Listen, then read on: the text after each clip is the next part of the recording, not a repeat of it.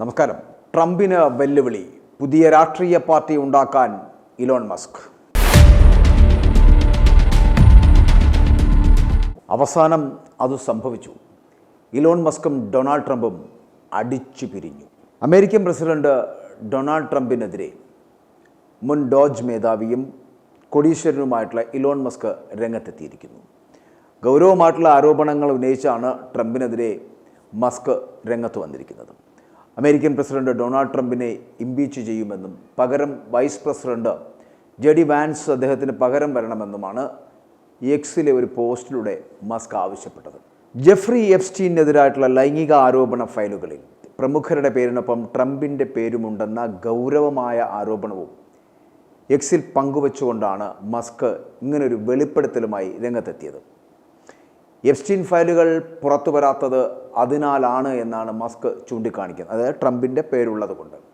ലൈംഗിക കുറ്റവാളി ജെഫ്രി എപ്സ്റ്റീൻ്റെ ഫയലിൽ ട്രംപിൻ്റെ പേരുണ്ടെന്ന് അമേരിക്കൻ പ്രസിഡന്റിനെ ഭീഷണിപ്പെടുത്തി വ്യവസായിയായിട്ടുള്ള ഇലോൺ മസ്ക് രംഗത്ത് വന്നത് എന്തുകൊണ്ട്?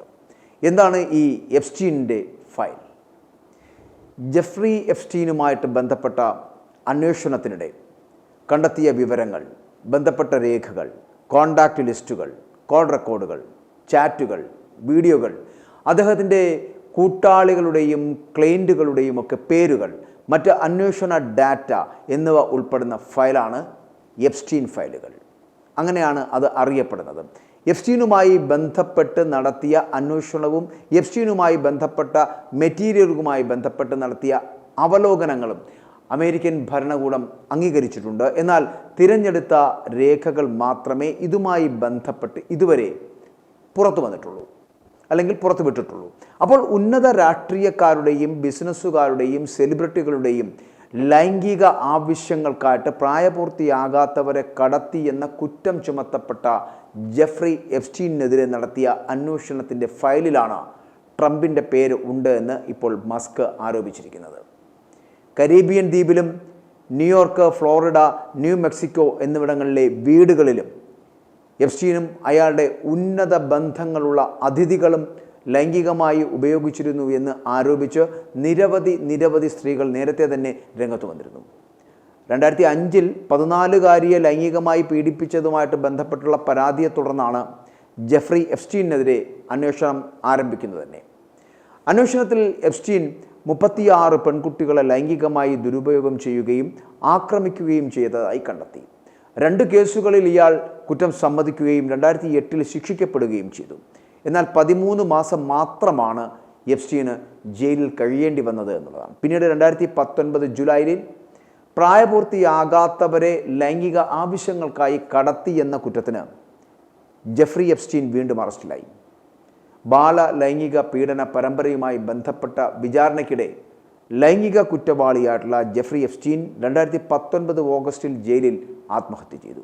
പിന്നാലെ ജെഫ്രി എപ്സ്റ്റീനുമായി ബന്ധപ്പെട്ട കുറ്റകൃത്യങ്ങളിൽ പങ്കാളികളായിട്ടുള്ള അവർക്കെതിരെ നിയമ നടപടികൾ നിർത്തിവെക്കുകയായിരുന്നു പിന്നെ അവിടെ ഉണ്ടായത്. US പ്രസിഡന്റായിട്ടുള്ള ഡൊണാൾഡ് ട്രംപ്, പോപ്പ് ഐക്കണായിട്ടുള്ള മൈക്കൽ ജാക്സൺ, നടൻ അലക് ബാൽഡ്വിൻ, ചലച്ചിത്ര നിർമ്മാതാവായിട്ടുള്ള ഹാർവി വെയിൻസ്റ്റൈൻ എന്നിവരൊക്കെ ഈ ജെഫ്രി എപ്സ്റ്റീൻ്റെ കോണ്ടാക്റ്റ് ലിസ്റ്റിൽ ഉണ്ടായിരുന്ന എണ്ണമറ്റ സെലിബ്രിറ്റികളിൽ ഉൾപ്പെടുന്നുവെന്ന് 2025 ഫെബ്രുവരിയിൽ അമേരിക്കൻ നീതിന്യായ വകുപ്പിൻ്റെ ഒരു രേഖയിൽ വെളിപ്പെടുത്തിയിരുന്നു.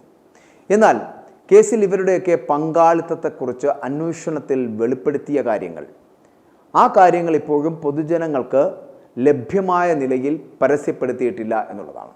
മുൻ ന്യൂയോർക്ക് ഗവർണറായിട്ടുള്ള Andrew Cuomo, Rolling Stones frontman Mick Jagger, സംഗീതജ്ഞൻ കോർട്ട്നി ലവ് തുടങ്ങിയ നിരവധി ഉന്നത പേരുകൾ അല്ലെങ്കിൽ അമേരിക്കൻ നീതിന്യായ വകുപ്പിൻ്റെ കയ്യിലുണ്ടായിരുന്നു.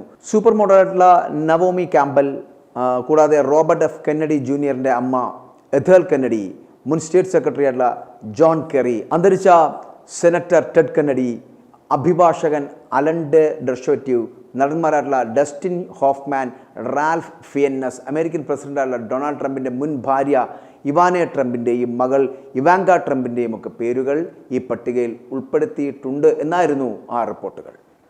ഏറ്റവും ഒടുവിൽ പുറത്തു വന്ന രേഖകൾ പ്രകാരം എപ്സ്റ്റീൻ്റെ വിമാന ലോഗുകളിൽ Bill Clinton, Donald Trump, Kevin Spacey, Naomi Campbell കൂടാതെ Prince Andrew, Tommy Queen, Didier, Mark Middleton, Sharon Reynolds, Andy Stewart, Maria Grever എന്നിവരുടെയൊക്കെ പേരുകൾ ഉൾപ്പെട്ടതായി റിപ്പോർട്ടുകളുണ്ടായിരുന്നു. തിരഞ്ഞെടുപ്പ് കാലം മുതൽ ഡൊണാൾഡ് ട്രംപിനും റിപ്പബ്ലിക്കൻ പാർട്ടിക്കും കടുത്ത പിന്തുണ നൽകിയിരുന്ന ഇലോൺ മസ്ക് ഇപ്പോൾ അദ്ദേഹവുമായിട്ട് തെറ്റിപ്പിരിഞ്ഞിരിക്കുകയാണ്.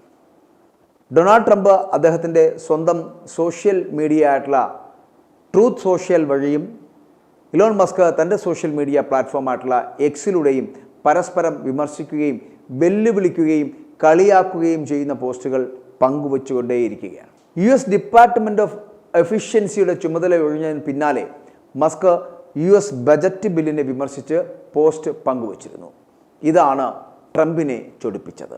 ഇതിന് പിന്നാലെ ഉറ്റ സുഹൃത്തും ഉപദേഷ്ടാവുമായിട്ടുള്ള ഇലോൺ മസ്കുമായിട്ടുള്ള തൻ്റെ ബന്ധം നല്ല രീതിയിൽ പോകുമെന്ന് കരുതുന്നില്ല എന്ന് US പ്രസിഡന്റ് ഡൊണാൾഡ് ട്രംപ് പറഞ്ഞു.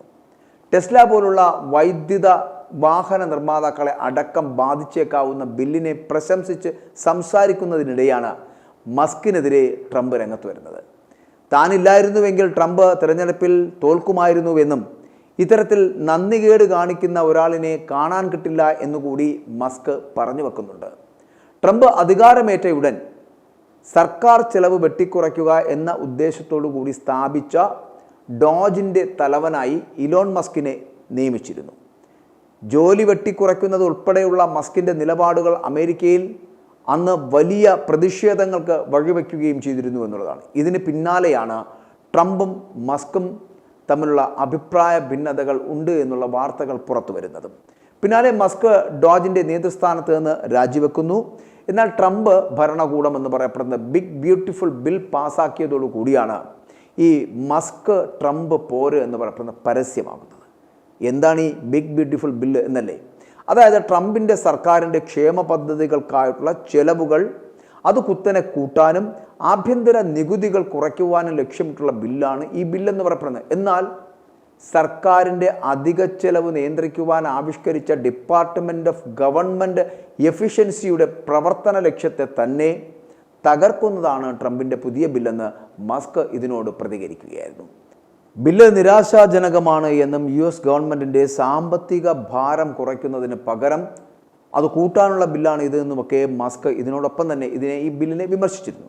ട്രംപ് ഭരണകൂടം കൊണ്ടുവന്നിട്ടുള്ള ബിഗ് ബ്യൂട്ടിഫുൾ ബില്ല് പാസ്സായതോടെ മസ്കിൻ്റെ ഇലക്ട്രിക് വാഹന കമ്പനിയായിട്ടുള്ള ടെസ്ലയുടെ ഓഹരി മൂല്യം അടക്കം ഇടിഞ്ഞിരുന്നു. ഇതിന് പിന്നാലെ ബില്ലിനെതിരെ രൂക്ഷ വിമർശനവുമായിട്ടാണ് മസ്ക് ഇതുമായിട്ട് ബന്ധപ്പെട്ട് രംഗത്ത് വന്നത്. അപ്പോൾ ഇതിൻ്റെ ഒടുവിലാണ് ജെഫ്രി എപ്സ്റ്റീൻ ഫയലുകളിൽ ട്രംപിൻ്റെ പേരുണ്ട് എന്നുള്ള വെളിപ്പെടുത്തലുമായിട്ട് മസ്ക് രംഗത്ത് വന്നത്. കൂടാതെ തൻ്റെ സർക്കാർ കരാറുകൾ റദ്ദാക്കുമെന്ന പ്രസിഡന്റിൻ്റെ പ്രസ്താവനയുടെ വെളിച്ചത്തിൽ സ്പേസ് എക്സിൻ്റെ ഈ ഡ്രാഗൺ ക്രൂ പേടകം ഉടൻ തന്നെ ഡീകമ്മീഷൻ ചെയ്യുവാൻ ആരംഭിക്കുമെന്ന് കൂടി മസ്ക് പറയുകയും ചെയ്തു. അപ്പോൾ ഇലോണിൻ്റെ ഈ സർക്കാർ സബ്സിഡികളും കോൺട്രാക്ടറുകളും ഒഴിവാക്കുകയാണ് നമ്മുടെ ബജറ്റിൽ കോടിക്കണക്കിന് ഡോളർ ലാഭിക്കുവാനുള്ള എളുപ്പ വഴി എന്ന് പറഞ്ഞ് ട്രംപിൻ്റെ ഒരു പോസ്റ്റ് ഉണ്ടായിരുന്നു. അപ്പോൾ ആ പോസ്റ്റിന് മറുപടിയായിട്ടാണ് മസ്ക് സ്പേസ് എക്സിൻ്റെ ക്രൂ ഡ്രാഗൺ പേടകത്തിൻ്റെ സേവനം നിർത്തലാക്കുമെന്ന ഭീഷണി ഇപ്പോൾ മുഴക്കിയിരിക്കുന്നത്. അപ്പോൾ നിലവിൽ ബഹിരാകാശ നിലയത്തിലേക്കുള്ള വിക്ഷേപണങ്ങൾക്കായിട്ട് US ഭരണകൂടം ആശ്രയിക്കുന്നത് ഈ സ്പേസ് എക്സിനെയാണ്. അപ്പോൾ നാസയ്ക്ക് ഇപ്പോൾ സ്വന്തമായി ബഹിരാകാശ പേടകങ്ങളില്ല. സ്പേസ് ഷട്ടിൽ പ്രോഗ്രാം അവസാനിപ്പിച്ചതിന് ശേഷം നാസ ബഹിരാകാശ നിലയത്തിലേക്ക് സ്വന്തം സഞ്ചാരികളെ അയക്കുന്നതിനായി ആശ്രയിച്ചത് റഷ്യൻ പേടകങ്ങളെ ആയിരുന്നു. അപ്പോൾ അതിന് അവസാനമിട്ടത് എന്ന് പറഞ്ഞു കഴിഞ്ഞാൽ അത് ഈ സ്പേസ് എക്സിൻ്റെ ഡ്രാഗൺ ക്രൂ പേടകം രംഗപ്രവേശം ചെയ്തതോടുകൂടിയാണ് അത്തരത്തിലൊരു സംവിധാനം ഇല്ലാതായത്. അപ്പോൾ ബോയിങ്ങിന് ബഹിരാകാശ പേടകം നിർമ്മിക്കുവാനുള്ള കരാർ നൽകിയിരുന്നുവെങ്കിലും എന്നാൽ ബോയിങ്ങിൻ്റെ ഈ സ്റ്റാർ ലൈനർ പേടകത്തിന് ഇതുവരെ പരീക്ഷണ വിക്ഷേപണങ്ങളിൽ പൂർണ്ണ വിജയം നേടാൻ സാധിച്ചിട്ടില്ല എന്നുള്ളതാണ്. പകരമാണ് ഇപ്പോൾ ഇലോൺ മസ്കിനെ ആശ്രയിച്ച് അമേരിക്ക മുന്നോട്ട് പോകുന്നത്.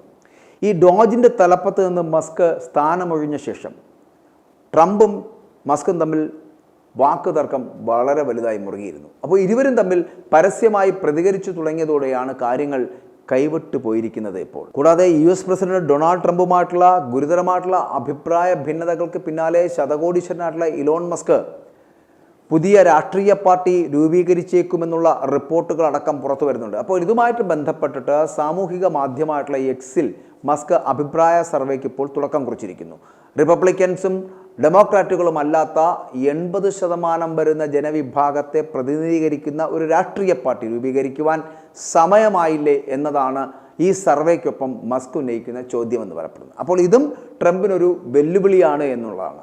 എങ്കിലും മസ്കിൻ്റെ വെല്ലുവിളി ട്രംപ് എങ്ങനെ മറികടക്കുമെന്നാണ് ഇപ്പോൾ ലോകം ഉറ്റുനോക്കുന്നത്. i2i News, an eye for truth. i2i News subscribe ചെയ്തിട്ടില്ലാത്തവർ ഇപ്പോൾ തന്നെ സബ്സ്ക്രൈബ് ചെയ്യുക. നോട്ടിഫിക്കേഷൻ ലഭിക്കുവാൻ ബെൽ ബട്ടണും അമർത്തുക.